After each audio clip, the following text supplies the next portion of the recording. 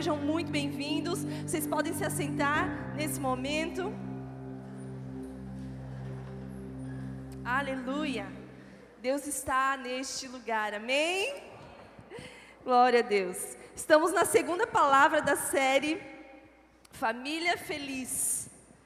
E nós nos alegramos muito quando chega esse momento. Todo ano nós fazemos essa série da família. E a gente gosta muito de tratar sobre esse assunto, porque é uma das coisas mais importantes que o Senhor nos deu, não é mesmo? Então a gente ama muito falar sobre esse assunto, e é algo muito necessário para que nós estejamos crescendo e melhorando como família, sendo uma família mais feliz. Então eu quero que você acompanhe conosco. A palavra de hoje tem como tema Lar de Paz. Eu quero que você abra a sua Bíblia comigo, lá no Salmos número 34, verso 14.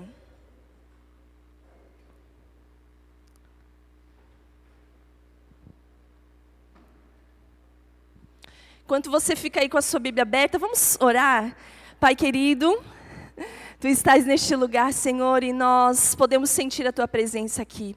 Espírito Santo, como é maravilhoso sentir a Tua presença entre nós. Seja muito bem-vindo, Espírito Santo.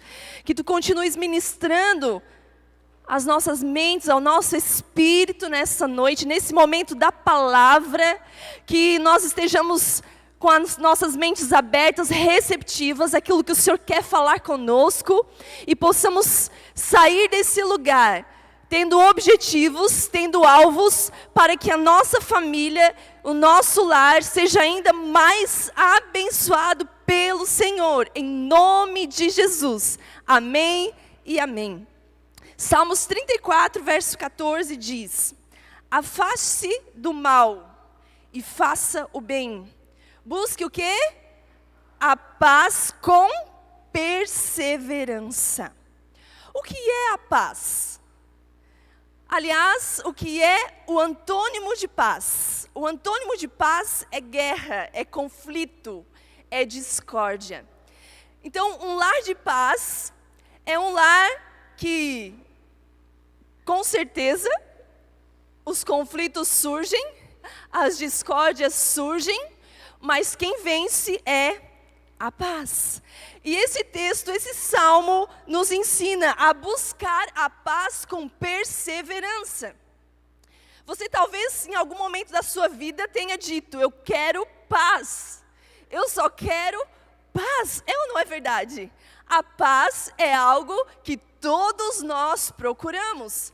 E um lar de paz é algo que todos nós queremos. Quantos querem ter um lar de paz aqui? Amém? Então, a Bíblia nos ensina a buscarmos essa paz com perseverança, a buscarmos essa paz com todas as nossas forças. Não deu certo? Busque de novo, isso é perseverança. Busque novamente, continue tentando, continue buscando.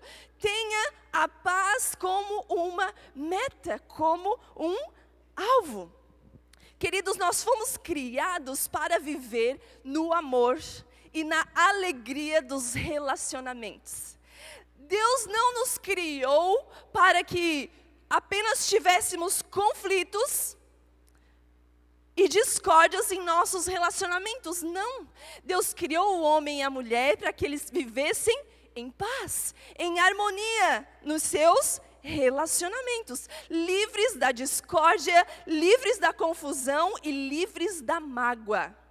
Porque nós já falamos isso aqui, a mágoa, ela traz a amargura. E uma pessoa que tem amargura, como que ela vai gerar paz em um local onde ela se encontra? Mas Deus, Ele nos criou para que vivemos livres disso tudo. Os conflitos, eles trazem o caos, deixando-nos feridos e afastados uns dos outros. É ou não é verdade? Os conflitos nos afastam das pessoas. E muitas vezes numa família, a família vive em uma casa, mas elas estão afastadas umas das outras. Elas não convivem unidas, elas não convivem em união. A discórdia traz o caos e nos afasta uns dos outros. Sabe, os conflitos, eles acabam com os relacionamentos, com casamentos. E você já deve ter percebido, porque isso é estatístico, muitos casamentos acabam por conflitos e por pequenos conflitos. A maioria dos casamentos acabam por conflitos pequenos. Os conflitos não são grandes, mas ambas as partes não conseguem lidar com esses conflitos, não conseguem resolver essas discórdias, esses conflitos. Os conflitos tornam nossas crianças amargas e feridas. Os pais em conflito, os pais em discórdia, geram feridas nas crianças, geram amargura nas crianças. E até mesmo as crianças passam a também viver em discórdia, quando os pais vivem dessa forma. Os conflitos arruinam a nossa saúde, porque através do conflito vem a amargura, através da amargura vem a falta de perdão, e através de tudo isso, o nosso corpo sofre. A amargura, a mágoa, ela acaba adoecendo o nosso corpo. Os conflitos roubam a paz de mentes e corações. Eu não sei você, mas quando eu não estou bem com alguém, eu não consigo ficar em paz. A minha mente, ela fica agitada, o meu coração fica doendo. É isso que o conflito faz. Mas para que se tenha um lar de paz e livre de conflitos, o que é necessário então? É necessário que existam nesse lar pessoas pacificadoras. Diga comigo, pacificadores. E a palavra de Deus, ela traz muitas promessas para os pacificadores. Mas o que é ser um pacificador? Um pacificador é aquele que restabelece a paz. Um pacificador é aquele que promove a paz no local onde ele se encontra. Mesmo em meio a conflitos, mesmo em meio a discórdias, o pacificador, ele dá o primeiro passo. Isso nós podemos aplicar tanto para a nossa família, quanto em todos os relacionamentos. Aquele que é um pacificador, ele dá o primeiro passo para a reconciliação. Ele não espera o outro pedir perdão, não. Um pacificador, ele dá o primeiro passo, porque ele é um agente de paz. Amém? Vai pensando aí, vai analisando a sua vida. Você é um pacificador? Dentro de uma contenda, o pacificador é aquele que sempre tenta desfazer as insatisfações. O pacificador é aquele que tem empatia, que não fica apenas criticando e olhando o outro com um olhar crítico, mas é aquele que se coloca no lugar do outro, é aquele que tem empatia, é aquele que ouve mais e fala menos. E Jesus, ele falou sobre os pacificadores. Lá em Mateus 5:9, você pode ler na sua casa, diz que Jesus falou que bem-aventurados, ou seja, mais do que feliz, os pacificadores, porque eles serão chamados filhos de Deus. Amém? Por que será que é mais do que feliz, que será mais do que feliz os pacificadores? Não será porque os pacificadores são parecidos com o seu pai? Deus é paz. Deus é pacificador. Quando nós não tínhamos paz com Ele, o que Ele fez? Ele entregou o seu Filho. Ou seja, Deus é o pacificador. E os filhos de Deus imitam o seu pai. Bem-aventurados os pacificadores, porque eles serão chamados filhos de Deus. Quando eu e você somos pacificadores, as pessoas veem Deus em nós. Aleluia, aleluia. Salmos 37 diz assim: considere o íntegro Observe o justo. Há futuro para o homem de paz. Ou seja, essa é uma promessa de Deus para os pacificadores. Há futuro para você, a bênção para você, a alegria para você. Se você é ou está buscando, porque estamos no processo, ou está buscando ser um pacificador, existe alegria para o seu lar e para todos aqueles que conviverem com você. Amém? E se nós aprendermos a resistir aos conflitos e à discórdia, nós experimentaremos alegria. Os conflitos e a discórdia existirão sempre. E a gente precisa entender isso. Mas nós precisamos aprender a lidar com os conflitos e com a discórdia. Amém? Olha o valor que a paz tem. Provérbios 17, verso 1. Anote aí para você ler na sua casa, fazer um TSD, meditar. Diz assim: melhor é um bocado de pão seco com paz e tranquilidade do que uma casa onde há banquetes e muitas brigas. Ou seja, o valor da paz é muito maior do que tudo aquilo que você possa comer, de tudo aquilo que são bens materiais que você possa experimentar. Porque não adianta a nossa família adquirir bens materiais e comer muito bem e ter de tudo, se não existir a paz, se na nossa casa existir guerras e brigas e isso prevalecer. Mas como então vencer a discórdia?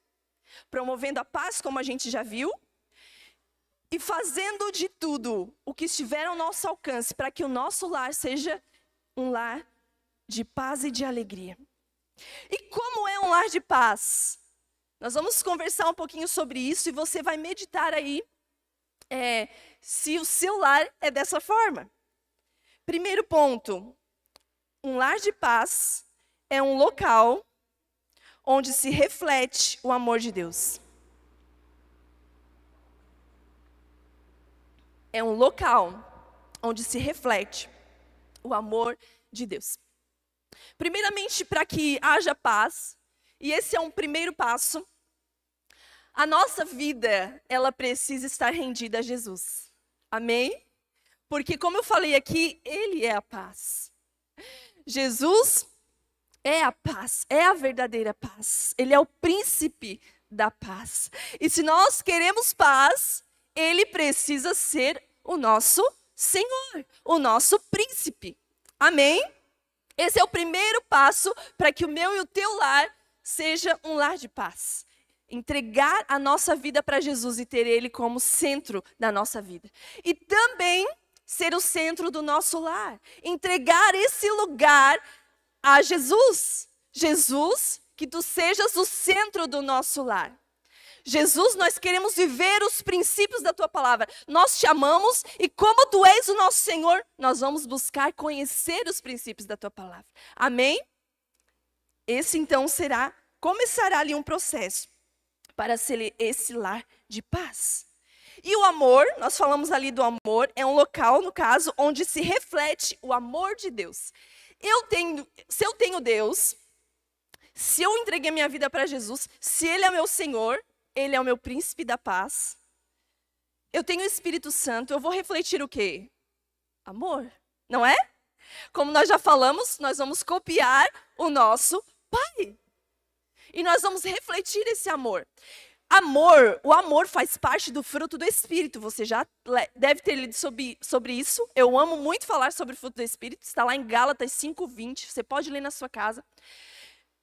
E o fruto do Espírito é amor. Então, se nós temos o Espírito Santo, nós precisamos refletir esse amor. As nossas atitudes, os nossos comportamentos precisam demonstrar amor. O amor é algo muito poderoso, que muda a forma como vivemos e muda os relacionamentos. Você crê nisso? Amém? Deus é amor. Ele é o próprio amor. O amor é uma característica essencial da natureza de Deus. E é por isso que nós precisamos refletir essa natureza de Deus, que é o amor. Abra sua Bíblia comigo lá em 1 Coríntios 13, 4 a 7, nós vamos ler.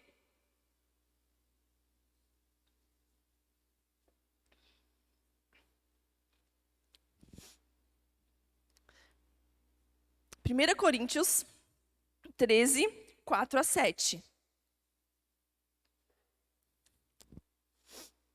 Aqui no Data Show faltou primeira Coríntios. Diz assim, eu quero que você medite comigo, eu quero que você preste atenção no que nós vamos ler e medite comigo.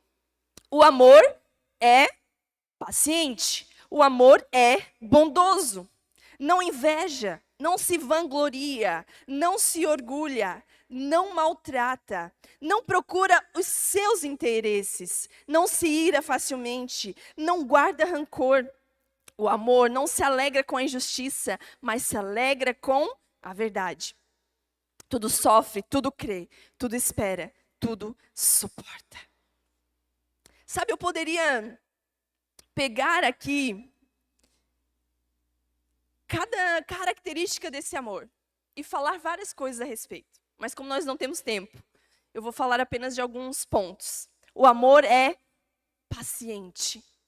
E eu quero levar você a refletir comigo se o amor que nós temos na nossa casa reflete essa paciência.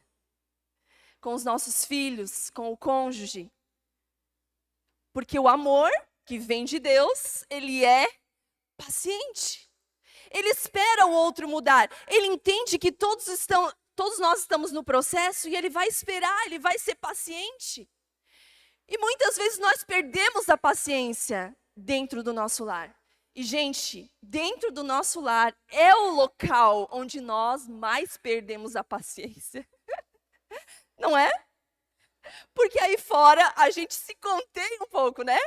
A pessoa não me conhece direito, não posso ser impaciente.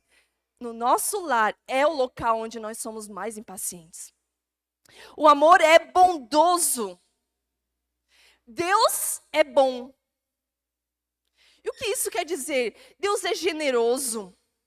Deus nos ama incondicionalmente.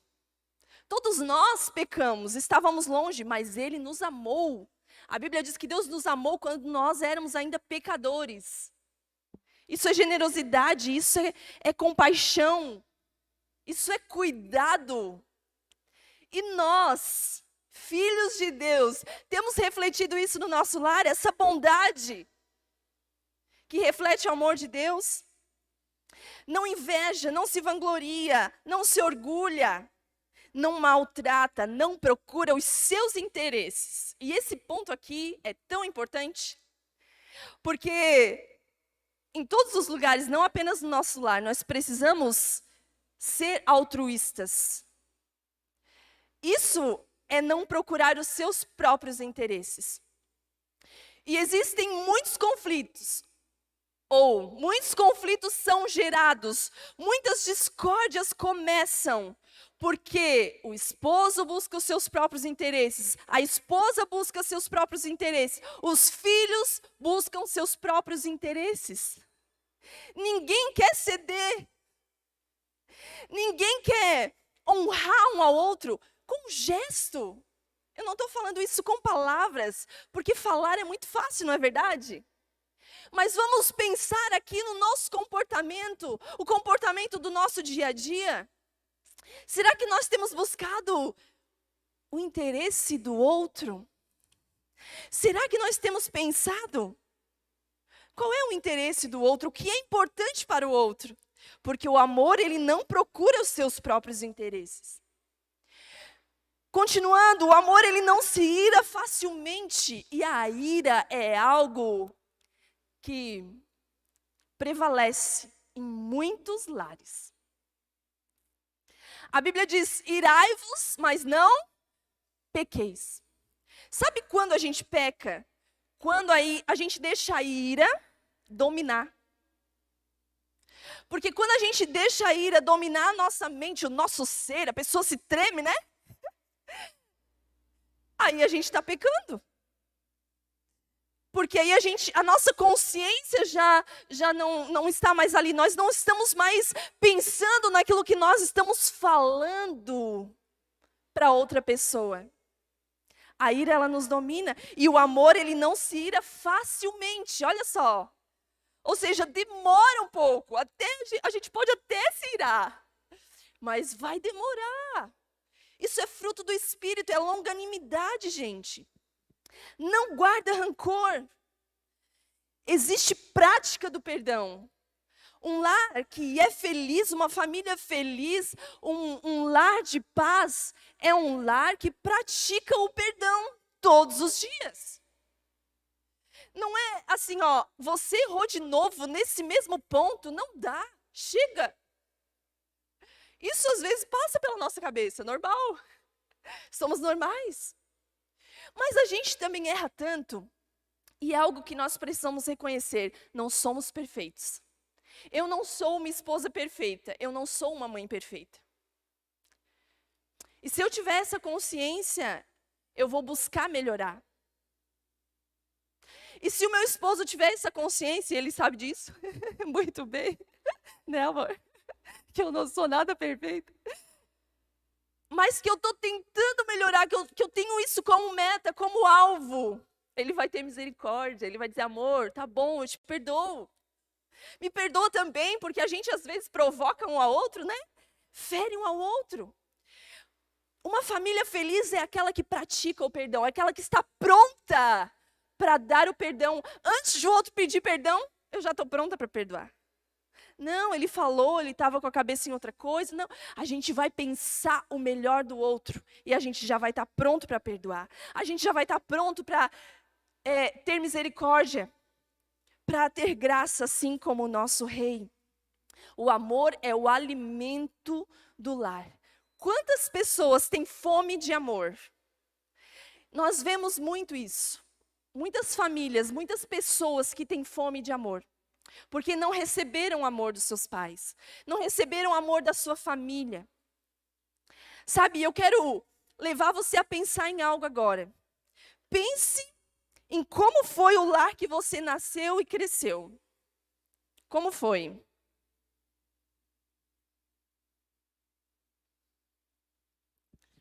Talvez tenha sido um lar muito abençoado. Talvez você não recebeu nada de ruim, nenhum sentimento, nenhuma mágoa, nenhuma marca, nenhuma ferida desse lar. E aí você acaba transmitindo isso para os seus filhos. Mas muitas pessoas, e são muitas, que eu conheço, que eu atendo, vêm, crescem, se tornam adultos com muitas feridas causadas pela família. E eu sempre levo a pessoa a pensar, e eu quero deixar claro aqui, a não culpar os familiares, ok? Porque talvez eles deram aquilo que eles receberam. E eles não chegaram ao entendimento de que eles precisavam dar outra coisa. Todo ser humano, ele tem a necessidade de ser amado. Diga comigo, ser amado, ser aceito e ser compreendido. Ser amado, ser aceito e ser compreendido. Quando nós não recebemos isso, nós ficamos com feridas dentro de nós. E nós crescemos tendo comportamentos baseados naquelas feridas. Certo? E aí eu converso com você, eu falo com você, ninguém pode dar aquilo que não recebeu. A gente sempre fala essa frase, né? Eu concordo em partes. Ninguém pode dar aquilo que não recebeu, a não ser que chegue ao entendimento. Que tenha clareza disso, que passe a descobrir aquilo que recebeu. E não queira passar isso para frente. Porque eu e você temos o poder de mudar a nossa história. Não importa o que você recebeu, você pode escolher mudar isso. Você pode escolher se desenvolver nisso. Você pode escolher quebrar qualquer ponte com o seu passado e com essas feridas. Se você não consegue sozinho, busque ajuda. Mas isso é possível sim. Porque às vezes a gente se esconde atrás disso. Eu vivo ferindo meu filho porque a minha mãe me feriu. Eu faço isso porque eu recebi aquilo. Quem não chega ao entendimento, ok, tudo bem. Mas quem chega ao entendimento, e é preciso que nós venhamos buscar esse entendimento, para que nós venhamos não apenas mudar a nossa história, mas a próxima geração. Os nossos filhos, a história dos nossos filhos. Isso precisa chegar ao nosso entendimento. E falando nisso, talvez porque a gente recebeu muita coisa, a gente acaba ferindo. Eu ouvi uma história de uma professora contando que ela deu desenhos. Meu Deus, o tempo passa muito rápido. Ela deu desenhos para as crianças pintarem. E todas as crianças pintaram desenhos bem coloridos e levantaram para entregar os desenhos na mesa da professora. E veio um menino entregar a folha para a professora e ele não tinha pintado o desenho. E a professora falou: por que você não pintou o desenho? Ele falou: porque eu sou burro. Ela falou: mas o que é isso? Não, você consegue, você não é burro. Ele falou: sim, eu sou. Todos os dias a minha mãe me fala isso. Sabe o que nós temos feito com a nossa boca? Quais as feridas nós temos feito, não apenas com o que nós falamos, mas também com o nosso comportamento, com aquilo que nós fazemos? E isso precisa estar consciente em nós. Nós precisamos ser pais, ser esposos, esposas, conscientes de que as minhas palavras causam ferida no outro e não é apenas nos meus filhos. Aquilo que eu falo pode causar ferida no meu esposo, aquilo que ele fala pode causar ferida em mim, aquilo que o filho fala pode causar ferida nos pais, sim. Nós precisamos ter essa consciência e partirmos para a ação. Porque de nada adianta nós sabermos, mas não praticarmos. Então nós precisamos pensar mais antes de falar, pensar mais antes de agir. Porque a nossa correria, a gente vive no automático. E aí a gente não expressa esse amor de Deus. E ao invés de curarmos, nós ferimos. O nosso lar precisa ser um lar de cura e não de gerar feridas. Eu vou repetir, o nosso lar precisa ser um lar de cura e não de gerar feridas.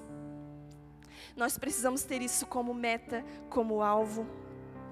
Os conflitos irão surgir, sim, mas poderemos escolher resolvê-los com amor. Como eu falei, como está aqui em 1 Coríntios, não buscando os seus próprios interesses, sendo altruísta, tendo empatia, se colocando no lugar do outro, não guardando rancor e tudo que a gente já viu. Nós podemos sim escolher mudar a história da nossa família, do nosso lar. Você quer? Amém? Segundo ponto, estou apenas no primeiro, Jesus. É um local de ensino e aprendizado. Um lar de paz é um local de ensino e aprendizado. O que diz lá em Provérbios 22:6? Ensina o teu filho no caminho em que ele deve andar, e até quando envelhecer, não se desviará dele. Como pais, nós precisamos ensinar os nossos filhos. Não é forçar eles a nada, mas nós precisamos ensiná-los. Ensinar os princípios da palavra, ensinar de forma pedagógica, ou seja, muitas vezes eu não vou falar, ele vai ver eu fazendo. Muitas vezes as minhas filhas me veem lendo a Bíblia, as minhas filhas nos veem orando, e isso vai criar nelas um ensino, porque não adianta nada nós como pais falarmos assim, ó, filha, tu vai ter 1 hora por dia para mexer no teu celular. Porque tu não pode ficar o tempo todo mexendo no celular. E daí o filho diz, tá bom. A filha diz, tá bom, mãe. Só que, em contrapartida, eu fico o dia inteiro mexendo no celular. Eu almoço mexendo no celular. Eu vou dormir mexendo no celular. Eu faço tudo mexendo no celular. O que a criança vai aprender? Diz pra mim. Aquilo que você está falando ou aquilo que você está fazendo? Nós sabemos muito bem, nós conhecemos muito bem a frase, o exemplo arrasta. Esse é o ensino pedagógico. Nós precisamos ensinar, não apenas com palavras, mas eles precisam nos ver dando o exemplo.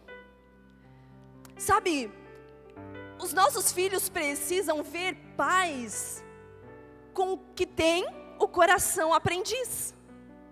Quantas vezes eu aprendo com as minhas filhas? Quantas vezes a gente está decidindo algo e a Bel vem e diz, mãe, e se a gente fizer de tal forma? Tem pais que não dão abertura para isso. Não, é do jeito que eu falei. E eu falo, é mesmo, filha? A gente pode fazer assim. Ela se acha toda, né? Ela puxou o pai. Eu sou demais, né, mãe?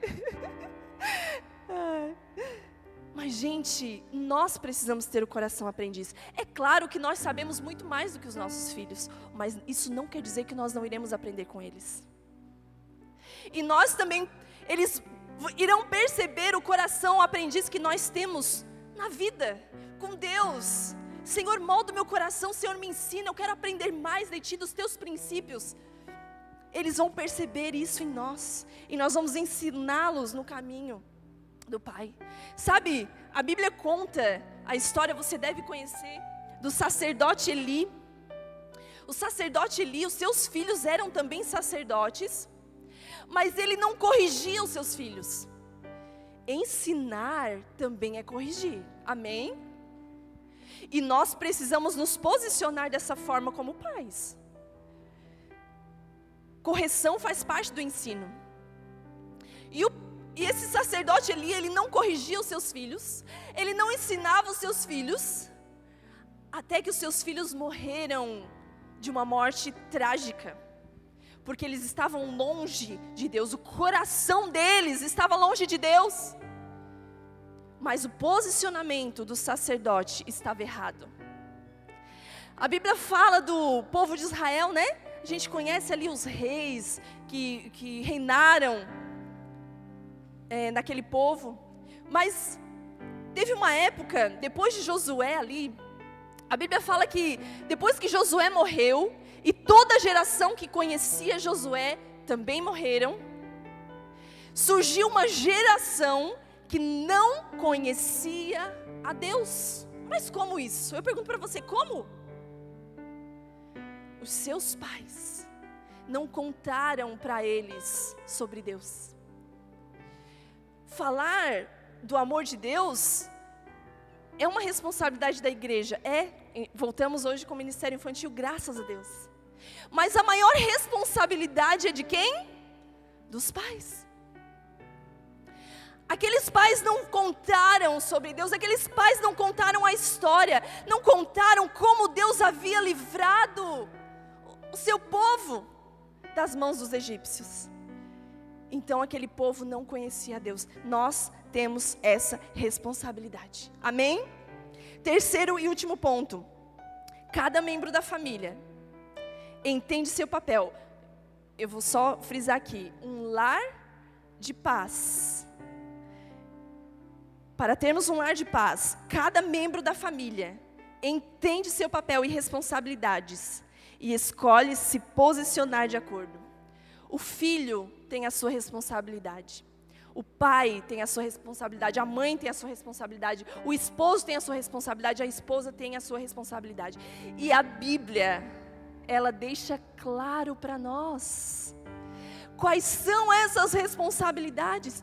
E se isso aqui acontecer, se nós cumprirmos esse princípio, essas responsabilidades, nós teremos um lar de paz, uma família feliz. Amém? Porque os princípios e mandamentos do Senhor, eles não são penosos. não são difíceis. Os princípios e mandamentos de Deus foram feitos para nos abençoar. Você crê que Deus te ama? Então você precisa crer que tudo que está escrito aqui é para o seu bem. E aí nós vamos ler algumas responsabilidades. Efésios 5, 25 a 28, diz assim: maridos, amem suas mulheres, assim como Cristo amou a igreja e entregou-se a si mesmo por ela para santificá-la, tendo-a purificado pelo lavar da água mediante a palavra, e apresentá-la a si mesmo como igreja gloriosa, sem mancha nem ruga ou coisa semelhante, mas santa e inculpável. Olha o que diz: da mesma forma, os maridos devem amar as suas mulheres como a seus próprios corpos. Quem ama a sua mulher, ama a si mesmo. Gente, que padrão elevado Deus colocou para os homens, hein? É um padrão bem elevado, sabe por quê?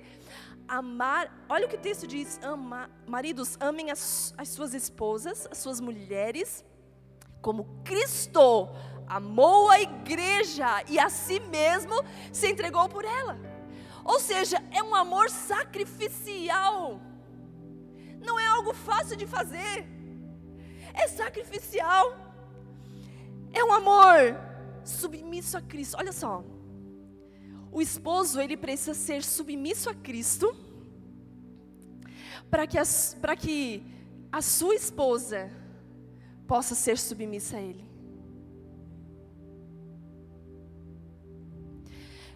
O esposo, ele precisa amar a sua esposa com o amor de Jesus, com o amor de Cristo, assim como Cristo amou a igreja e a si mesmo se entregou por ela, para que ela possa ser submissa a Ele.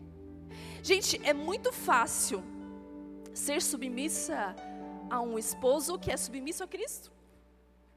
É muito fácil ser submissa a um esposo que ama a sua esposa e que dá o máximo de si para fazê-la feliz e que se sacrifica por ela. Não estou falando em dinheiro, em valor, mas não buscar os seus próprios interesses. Nós falamos sobre isso.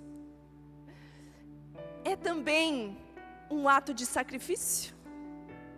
É ou não é verdade? Faz sentido ou não? Faz sentido.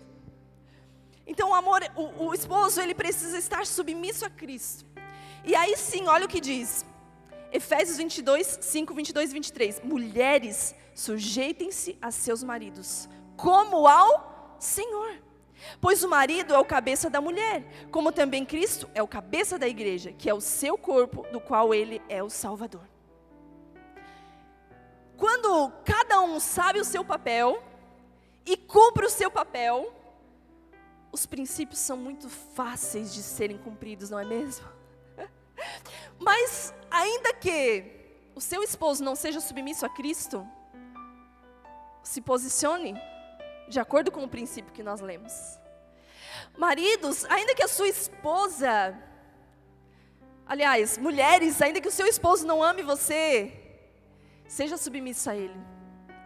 Homens, ainda que a sua esposa não seja submissa a você, ame a vida dela com o amor de Cristo. Sabe por quê? Alguém tem que começar essa história, alguém tem que começar esse ciclo, alguém tem que começar esse negócio. Amém? Filhos, Efésios 6, 1 a 4. Filhos, obedeçam a seus pais no Senhor, pois isso é justo. Honra teu pai e a tua mãe, este é o primeiro mandamento com promessa, para que tudo te corra bem e tenhas longa vida sobre a terra. Ou seja, a obediência aos pais traz bênçãos. Você que é solteiro, obedeça aos seus pais. É claro, gente, em todas as esferas aqui, nós vamos obedecer primeiro a Cristo, amém? Se algo estiver fora daquilo que é o princípio da palavra, nós vamos obedecer e ser submissa ao Pai. Mas se estiver de acordo, nós precisamos nos posicionar dessa forma, com obediência, com honra, porque isso gera bênção. Pais, não irritem seus filhos, antes criem-nos segundo a instrução e o conselho do Senhor. Quantas vezes nós, como pais, irritamos os nossos filhos? Precisamos buscar viver isso aqui. O casamento é uma experiência de crescimento constante, quando Cristo é o Senhor do lar. Amém? Nós precisamos estar dispostos ao crescimento em todo o tempo. E pense nisso, nada é tão bom que não possa melhorar. Você pode dizer assim, mas está tudo certo, já está tudo bem. Nada é tão bom que não possa melhorar. Se você tiver o coração aprendiz, se você ensinar o seu lar a ter o coração aprendiz, vai somar, vai melhorar, vai ser ainda melhor. Você vai usufruir de relacionamentos ainda melhores. Sabe, quando o mundo parece tão tenebroso, nós estamos vivendo momentos tão difíceis, não é verdade? O nosso lar precisa ser um lugar de refúgio. Sabe, lá fora está tudo caindo, lá fora está tão difícil, lá fora eu tenho medo, eu preciso voltar para casa. Os meus filhos precisam voltar para casa com a mentalidade de que o nosso lar é um refúgio, de que no nosso lar eles vão encontrar paz, de que o nosso lar é um cantinho do céu, que ali a gente ora, que ali a gente libera a palavra dos céus, que ali a gente busca viver os princípios e por isso nós somos guardados, abençoados pelo Senhor. Amém? Fique de pé nessa hora. Sabe, quantos maridos saem para trabalhar ou para fazer outras coisas e não querem voltar para casa? Quantas mulheres saem para trabalhar e não têm vontade de voltar? Quantos filhos querem ficar na rua porque não querem voltar para o seu lar? Porque o seu lar não é esse lugar de paz. O seu lar não é esse lugar de descanso, de aconchego, de refúgio. Sabe, o nosso lar já foi assim, né, amor? Há vários anos atrás, o meu marido só chegava, só entrava, só abria a porta. E eu já começava a perguntar para ele, tu passou em tal lugar? Tu fez tal coisa? Tu fez isso? Tu fez aquilo? E até que um dia ele falou para mim, a minha vontade é demorar para voltar para casa. Aquilo doeu muito em mim. Mas aquilo me fez ver como eu estava agindo errado. E como eu não estava criando um ambiente de paz, de aconchego, de refúgio, de carinho na minha casa. Que eu e você possamos criar esse ambiente, esse lar. Provérbios 24, 3-4, diz assim: com a sabedoria se constrói o lar, e sobre a prudência ele se firma. E aí eu quero ler algo com vocês para encerrar. Existe diferença entre casa e lar. Casa é o lugar para a gente morar. Lar é o espaço que existe para a gente viver, desfrutar e construir a energia que vai gerar a nossa vida. Casa é uma construção de cimento e tijolos. Lar é uma construção de valores e princípios. Casa é o nosso abrigo das chuvas, do calor, do frio. Lar é o abrigo do medo, da dor e da solidão. Casa é o lugar onde as pessoas entram para dormir, usar o banheiro, comer, onde temos pressa para sair e retardarmos a hora de voltar.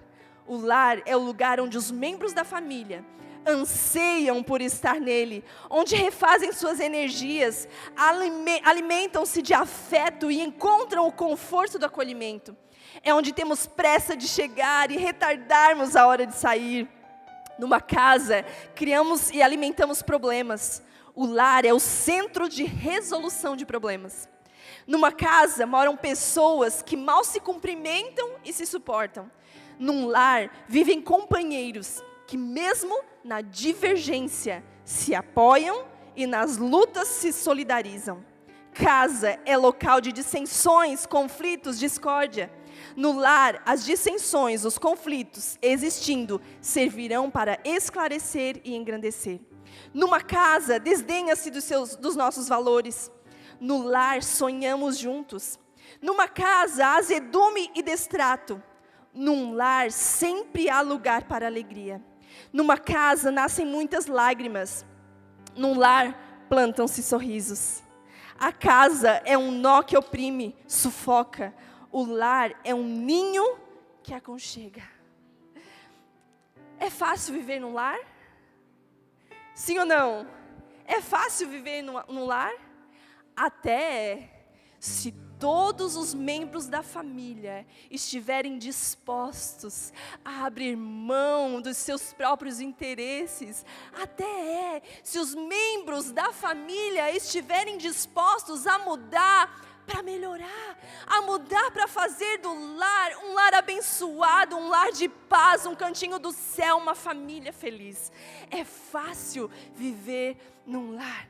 Querido, se você mora numa casa, nesse momento você pode dizer para Jesus, conversar com Ele, e dizer: Jesus, eu percebo que eu moro numa casa e não no lar, mas hoje eu quero me render a Ti.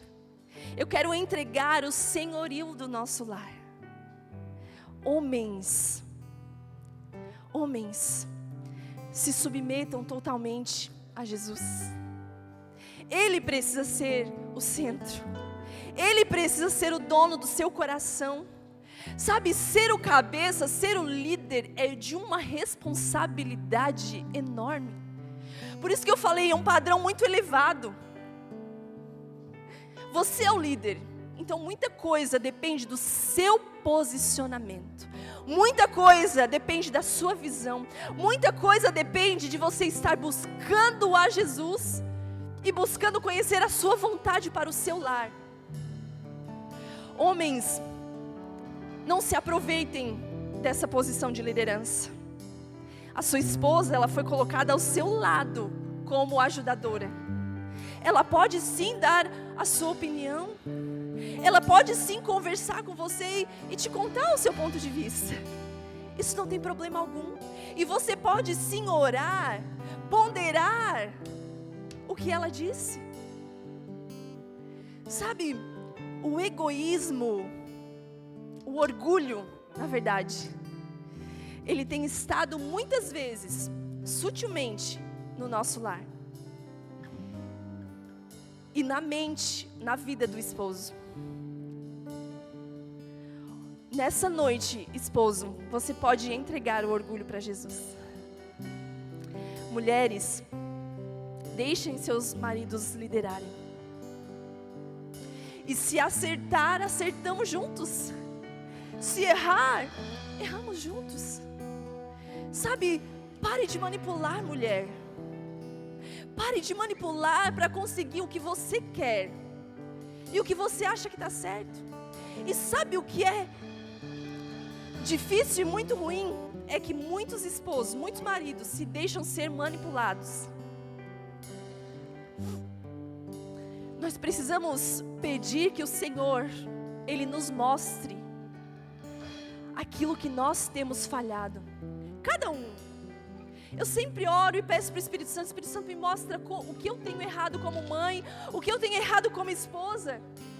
Quais os passos que eu preciso dar, Espírito Santo, para que eu me torne uma esposa realmente submissa ao meu marido?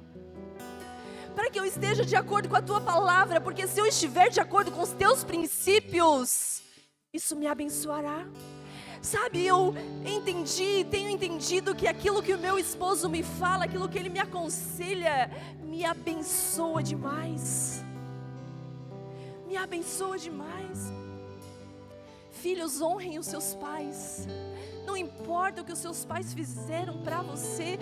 Não importa se eles feriram você. Teve um motivo. Talvez você não saiba. Teve um motivo. Talvez ele estava ferido e o ferido ele fere sem querer. Gente, eu quero dizer aqui para vocês, como pais, mesmo não querendo criar feridas nos nossos filhos, nós criamos. Nós não queremos, mas nós criamos. E é por isso que nós precisamos cuidar muito disso. Amém? Cada um buscando cumprir o seu papel. Cada um buscando ser um pacificador. Cada um buscando exalar o amor de Deus no seu lar. Assim nós viveremos num lar cheio de paz e alegria. Amém? Amém? Nós vamos estar cantando. Queria que você abraçasse a sua família, ficasse com a sua família enquanto a gente canta. E depois nós vamos orar juntos. Amém?